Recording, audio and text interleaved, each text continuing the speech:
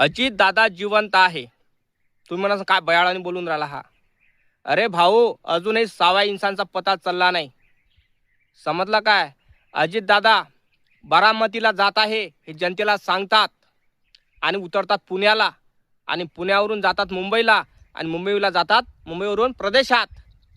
मग विचार करा की अजित जिवंत नाही काय? हा, म्हणजे अजित दादा हुशार आहे भाऊ. अजित दादा सारखी कोणाचा दिमाग नाही आहे आणि लवकरच एंट्री येणार त्यांची महाराष्ट्रात, तेही फरारीमध्ये रॉयल एंट्री शिवाजी बॉस सारखा आणि नकाप लावून येणार अजित दादा. नकाप लावून आणि ज्याने हे घात कांड मांड केला ना त्याच्या गाडीतून रक्त नाही पाळणार, हे लक्षात ठेवा. कारण अजिताची रॉयल एंट्री अजून व्हायचीच आहे आणि अजून ज्यानं कोणा हे कांड केलं ना त्याला झोप नसन लागत दादा.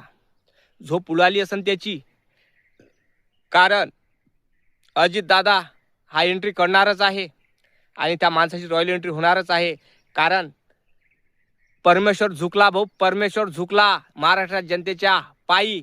कारण महाराष्ट्रात जनतेची भक्ती आणि अजितदादांसाठी प्रेम हेच अजितदादाला जिवंत ठेवलं. आणि आता जे अजितदादा येणार, नक्की येणार आणि महाराष्ट्रात जनतेला आस लागलेली आहे. आणि महाराष्ट्रातल्या जनतेंनो, तुमची आस खरी ठरणार आणि तुमची आस खरी ठरणार तर ठरणार. आणि बारामतीची जनता, त्या जनतेच्या तोंडात साखर पडो. कारण अजितदादांचं म्हणणं एकच आहे की माझी जी प्रजा आहे, माझी जी जनता आहे माझ्यावर प्रेम करणार, मेल्यावरही प्रेम करणार आणि जिथे जिथं प्रेम करतेच.